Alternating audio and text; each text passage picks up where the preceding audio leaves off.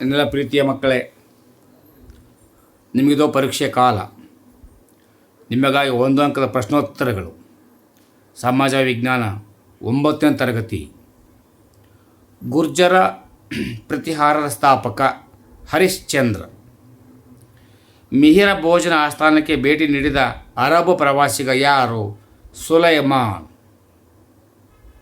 ಅಲ್ ಮಾಸೂದ್.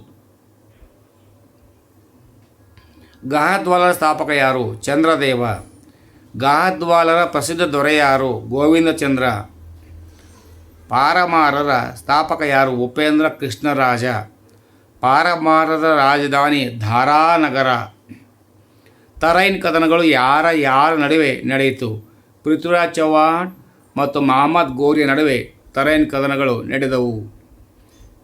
ಚಾಂದ್ ಬರ್ದಾಯಿ ಬರೆದ ಪೃಥ್ವಿರಾಜ ರಾಸೋ ಕೃತಿಯಲ್ಲಿ ಯಾವ ವಿಷಯದ ಬಗ್ಗೆ ತಿಳಿಸಲಾಗಿದೆ?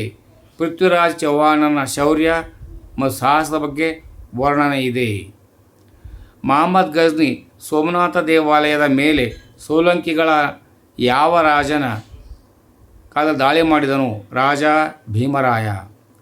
ಮಹಮ್ಮದ್ ಗೋರಿಯನ್ನು ಮೌಂಟ್ ಅಬು ಸಮೀಪ ಸೋಲಿಸಿದ ಸೋಲಂಕಿಗಳ ರಾಜ ಯಾರು? 2ನೇ ಮೂಲ ರಾಜ. ಚಂದೇಲರ ಸ್ಥಾಪಕ ನನ್ನುಕ. ಹಿಂದೂಶಾಹಿ ರಾಜ ಜಯಪಾಲನಿಗೆ ಮುಸ್ಲಿಮರ ವಿರುದ್ಧ ಸೈನಿಕ ನೆರವನ್ನು ನೀಡಿದ ಚಂದೇಲರ ರಾಜ ಯಾರು? ಡಂಗ. ಮಹಾರಾಜಾದಿರಾಜ ಎಂಬ ಬಿರುದು ಗಳಿಸಿದ್ದ ಚಂದೇಲರ ರಾಜ ಯಾರು? ಡಂಗ. ಜಯನಿಕ ಬರೆದ ಕೃತಿ ಯಾವುದು? ಪೃಥ್ವಿರಾಜ ವಿಜಯ. ಖಜುರಾಹೋದಲ್ಲಿ ಖಂಡರಾಯ ಮಹಾದೇವಾಲಯ ಕಟ್ಟಿಸಿದವರು ಯಾರು? ಚಂದೇಲರು. ಕಾಶ್ಮೀರದ ಕಾರ್ಕೋಟ ವಂಶದ ಸ್ಥಾಪಕ ಯಾರು? ರಾಜ ದುರ್ಲಭವರ್ಧನ. ಲಲಿತಾದಿತ್ಯ ಮುಕ್ತಪೀಡನ ಬಗ್ಗೆ ತಿಳಿಸುವ ಆಲ್ಬೆರ್ನು ಬರೆದ ಕೃತಿ ಯಾವುದು? ತಾರಿಕ್ ಇ ಹಿಂದ್.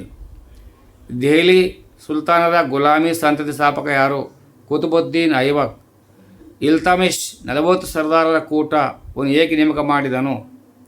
ಆಡಳಿತದಲ್ಲಿ ಸಲಹೆ ನೀಡಲು, ಸೂಚನೆ ನೀಡಲು.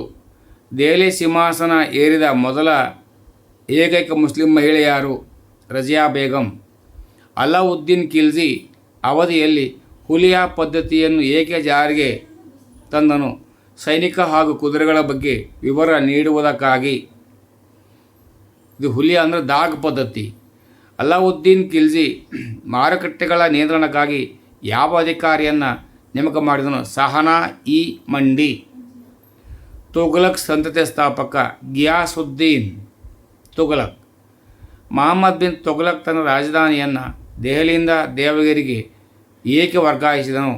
ವಿಶಾಲ ಸಾಮ್ರಾಜ್ಯ ನಿರ್ವಹಣೆ ಮತ್ತು ಮಂಗೋಲರ ದಾಳಿಯಿಂದ ರಾಜಧಾನಿ ರಕ್ಷಿಸುವುದು. ಮೊದಲ ಪಾಣಿಪತ್ ಕದನವು 1526ರಲ್ಲಿ ಯಾರ ನಡುವೆ ನಡೆಯಿತು? ಇಬ್ರಾಹಿಂ ಲೋಧಿ ಮತ್ತು ಬಾಬರನ ನಡುವೆ ನಡೆಯಿತು. ಕುವತ್ ಉಲ್ ಇಸ್ಲಾಂ ಮಸೀದಿಯನ್ನು ಕಟ್ಟಿಸಿದ ದೆಹಲಿ ಸುಲ್ತಾನ ಯಾರು? ಕುತುಬುದ್ದೀನ್ ಐಬಕ್. ದೆಹಲಿ ಸುಲ್ತಾನರ ವಾಸ್ತುಶಿಲ್ಪ ಶೈಲಿಗೆ ಏನೆಂದು ಕರೆಯುತ್ತಾರೆ? ಇಂಡೋ ಇಸ್ಲಾಮಿಕ್ ಶೈಲಿ. ಭಾರತದ ಗಿಳಿ ಎಂದು ಯಾರನ್ನು ಕರೆಯುತ್ತಿದ್ದರು? ಅಮೀರ್ ಖುಸ್ರು. ವ್ಯವಸಾಯ ಎಂದರೇನು? ಭೂಮಿಯನ್ನು ಉಳುಮೆ ಮಾಡಿ ಬೆಳೆ ಬೆಳೆಯುವುದಕ್ಕೆ ವ್ಯವಸಾಯ ಎನ್ನುವರು. ಇತ್ತೀಚಿನ ದಿನಗಳಲ್ಲಿ ರಾಗಿಯನ್ನು ಹೆಚ್ಚಾಗಿ ಬಳಕೆ ಮಾಡುತ್ತಿದ್ದಾರೆ ಏಕೆ? ಉತ್ತಮ ಪೋಷಕಾಂಶಗಳು ಹೊಂದಿರುವ ಆಹಾರ ಧಾನ್ಯವಾಗಿದೆ. ಭಾರತದಲ್ಲಿ ಹೆಚ್ಚು ರಾಗಿ ಉತ್ಪಾದಿಸುವ ರಾಜ್ಯ ಯಾವುದು? ಕರ್ನಾಟಕ. ತಂಬಾಕಿನಲ್ಲಿರುವ ಮಾದಕ ವಸ್ತು ಯಾವುದು? ನಿಕೋಟಿನ್. ತಂಬಾಕನ್ನು ಭಾರತಕ್ಕೆ ಪರಿಚಯಿಸಿದ ವಿದೇಶಿಗರು ಯಾರು? ಪೋರ್ಚುಗೀಸರು. ಭಾರತದಲ್ಲಿ ಕಾಫಿ ಉತ್ಪಾದನೆ ಹೆಚ್ಚಾಗಿ ಮಾಡುವ ರಾಜ್ಯ ಕರ್ನಾಟಕ. ಕರ್ನಾಟಕವನ್ನು ಕಾಫಿ ನಾಡು ಎಂದಕ್ಕೆ ಕರೆಯುತ್ತಾರೆ? ಕಾಫಿ ಹೆಚ್ಚಾಗಿ ಉತ್ಪಾದಿಸಲ್ಪಡುತ್ತದೆ. ಕೈಗಾರಿಕಾ ಕ್ರಾಂತಿ ಯಾವ ವರ್ಗದ ಉದಯಕ್ಕೆ ಕಾರಣವಾಯಿತು? ಬಂಡವಾಳ ವರ್ಗ.